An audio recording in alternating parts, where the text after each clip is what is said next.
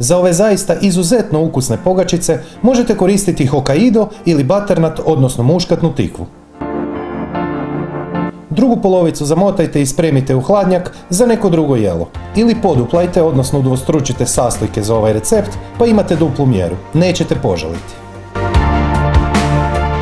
Staviti peći 25 minuta na 180 stupnjeva sa uključenim ventilatorom na vrući zrak. Sa uključenim gornjim i donjim grijačem bez ventilatora peći također 25 minuta, ali na 200 stupnjeva.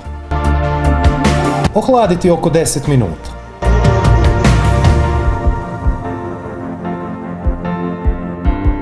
Šesto grama glatkog, negdje se kaže meko brašno. 20 grama soli. Nemojte ni slučajno smanjivati količinu soli, molio bih da mi vjerujete.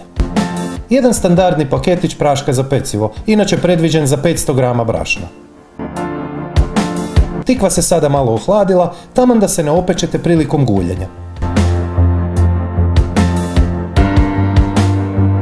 Težina je, kao što vidite, oko 420 grama, ali to može biti plus minus 50 grama za ovaj recept.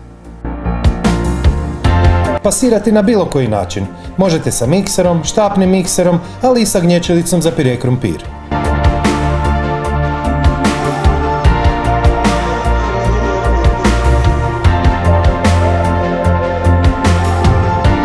...500 grama svježeg kravljeg sira, negdje se kaže meki sir.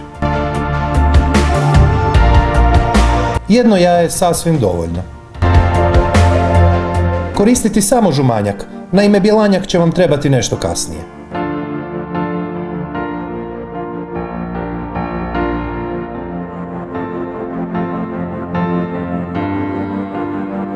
Otopiti 125 grama maslaca. Pripazite, ne smije biti vruće, već mlako, kako taj žumanjak ne bi možda koagulirao prije vremena.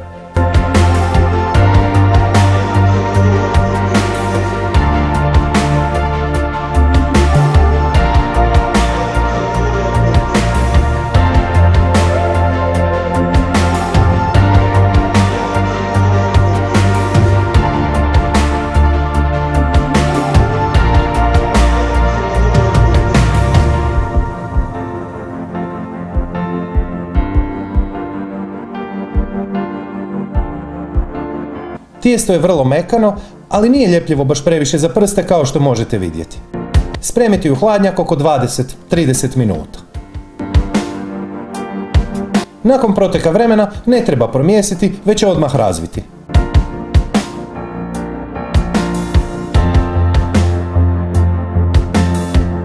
Promjer je 45 cm, a debljina oko 2 cm.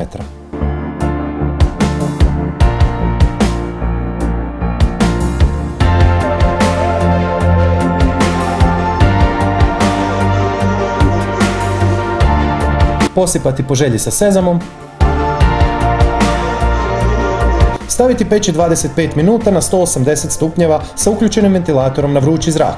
Sa uključenim gornjim i donjim grijačem peći također 25 minuta, ali na 200 stupnjeva.